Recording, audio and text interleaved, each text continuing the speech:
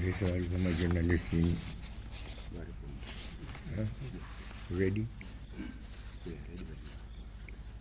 Okay. Fellow Zimbabweans, I address you tonight on the back of a meeting I held today with the nation's Security Forces Command element. This meeting, which was facilitated by a mediating team led by Father Fidelis Mkonori S.J. of the Catholic Church, for an operation by the Defense Forces in the week that has gone by, and which was triggered by concerns arising from their state of affairs in our country and in the ruling Zanu-PF party. Whatever the pros and cons of the way they went about registering those concerns, I, as the President of Zimbabwe and as their Commander-in-Chief, do acknowledge the issues they have drawn my attention to, and do believe these were raised in the spirit of honesty and out of deep and patriotic concern for the stability of our nation and for the welfare of our people. As I address you, I'm also aware of a whole range of concerns which has come from you all as citizens of our great country, and who thus deserve our untrammeled attention. Today's meeting with the command element has underscored the need for us to collectively processes that return our nation to normalcy, so all our people can go there unhindered in an environment of perfect peace and security, assured that law and order obtain and prevail as before, and endure into. If there is any one observation made and drawn from events of the past week, it is the unshakable pedestal upon which rests our peace, law and order, amply indicating that as Zimbabweans, we are generally a peaceably disposed people, and with a givenness to expressing our grievances and to resolving our differences ourselves, and with a level of dignity, discipline, and restraint so rare to many other nations. This is to be admired. Indeed, such traits form the pith of our national character and personality. Yes, a veritable resource we summon and draw upon in times of vicissitudes. The operation I have alluded to did not amount to a threat to our well-cherished constitutional order, nor was it a challenge to my authority as head of state and government. Not even as Commander-in-Chief of the Zimbabwe Defense Forces. To the man, the command element remained respectful and comported with the dictates and mores of constitutionalism. True, a few incidents may have occurred here and there, but these are being corrected. I'm happy that throughout the short period, the pillars of state remained functional. Even happier for me, and arising from today's meeting is a strong sense of collegiality, comradeship, now binding the various arms of our security establishment. This should redound to greater peace and also an abiding sense of security in communities and in our entire nation. Among the issues discussed is that relating to our economy, which, as we all know, is going through a difficult patch. Our great concern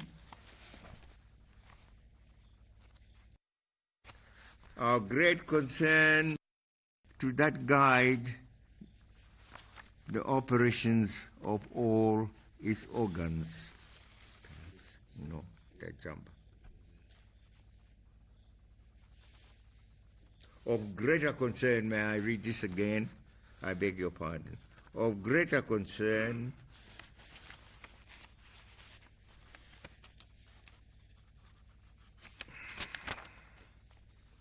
to our commanders are the well-founded fears that the lack of unity and commonness of purpose in both party and government was translating into perceptions of inattentiveness to the economy. Open public spurts between high-ranking officials in the party and government, exacerbated by multiple conflicting messages from both the party and government, made the criticisms leveled against us inescapable. Amidst of all this, flagship projects already adopted by government stood stalled or mired in needless controversies.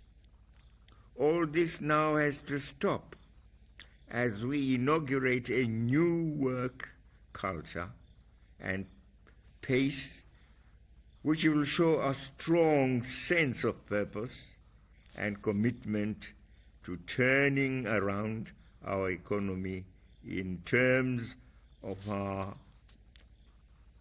policies.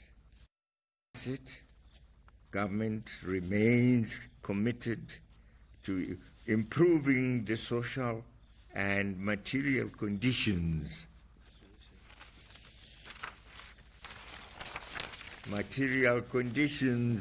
of the people. Government soon unveil an entrepreneurial skills and business development program which will empower and unleash gainful projects at our growth points and rural areas. Fellow Zimbabweans, we are a nation born out of a protracted struggle for national independence. Our roots lie in that epochal struggle whose goals and ideals must guide our present and structure our future. The tradition of resistance is our collective legacy, whose core tenets must be subscribed by all across generations and across times. Indeed, this too was a great concern for our commanders, who themselves were makers of that revolution, and often at very tender age and at great personal peril. We still have in our various communities veterans of that founding struggle, who might have found the prevailing management of national and party issues quite alienating. This must be corrected without delay, including ensuring that these veterans continue to play central roles in the lives of our nation. All recognize that their participation in the war of liberation exacted lifelong costs, which, whilst hardly repayable, may still be assuaged and ameliorated. In respect of the party and the party issues raised by the commanders and by the general membership of Zanu-PF, there too stand acknowledged.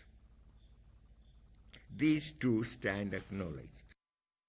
They have to be attended to with a great sense of urgency.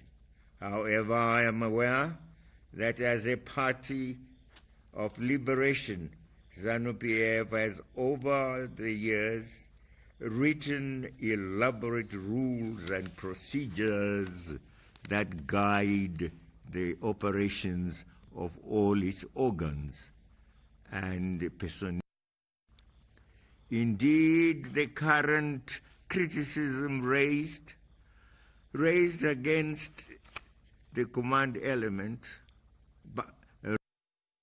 against it by the command element and some of its members have arisen from a well-founded perception that the party was stretching or even failing in its own rules and procedures. The way forward, thus, cannot be based on vying cliques that ride roughshod over party rules and procedures. There has to be a net to the guiding principles of our party as enshrined in its constitution, which must apply fairly and equitably in all situations and before all members. The era of victimization and arbitrary decisions must be put behind, so as we all embrace a new ethos predicated on the supreme law of our party and nourished by an abiding sense of camaraderie. To all this must be a general recognition that Zanu-PF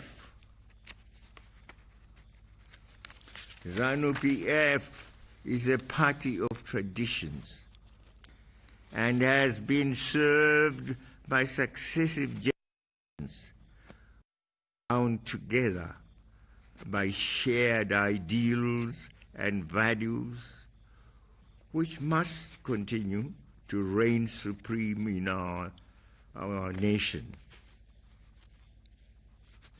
Hints of intergeneration conflict must be resolved through a harmonized melding of old established players as they embrace and welcome new rules, new ones through a well-defined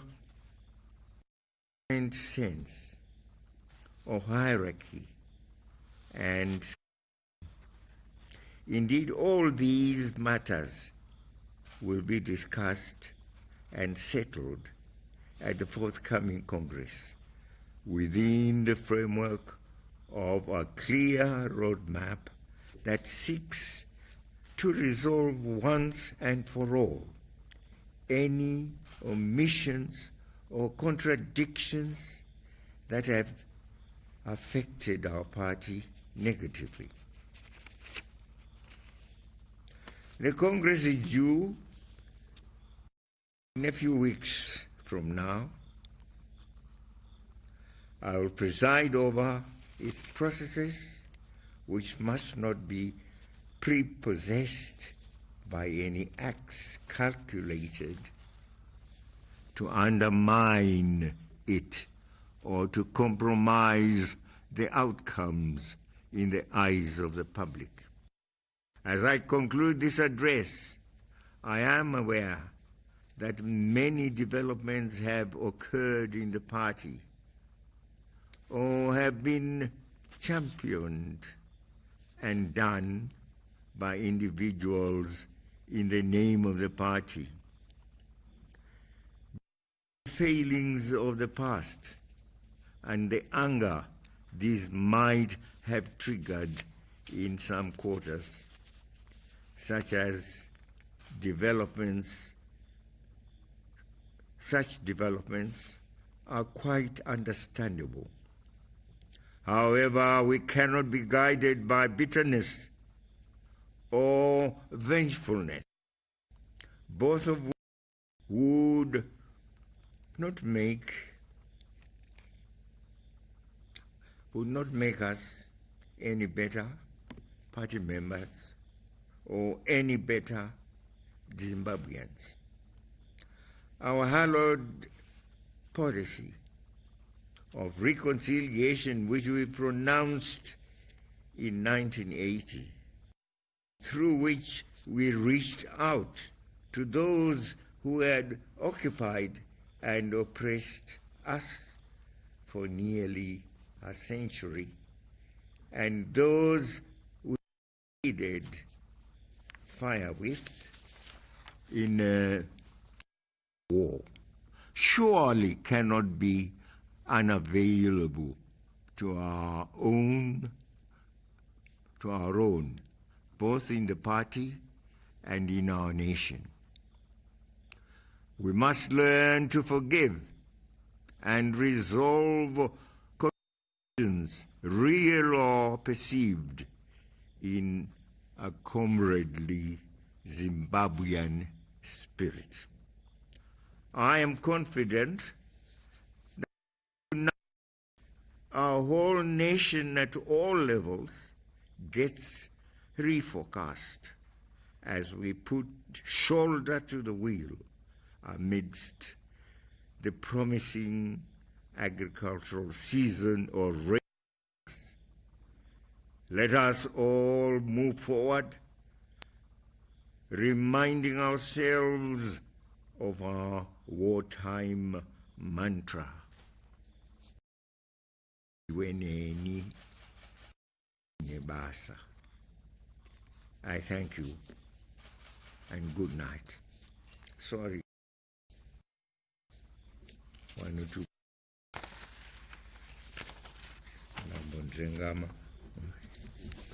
I hope we can correct that.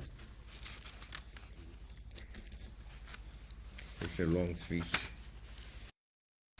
Tatenda. Asante sana. Siyabonga.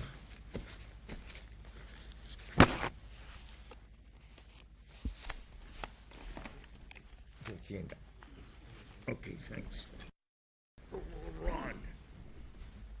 That was an address to the nation by President Robert Mugabe at State House.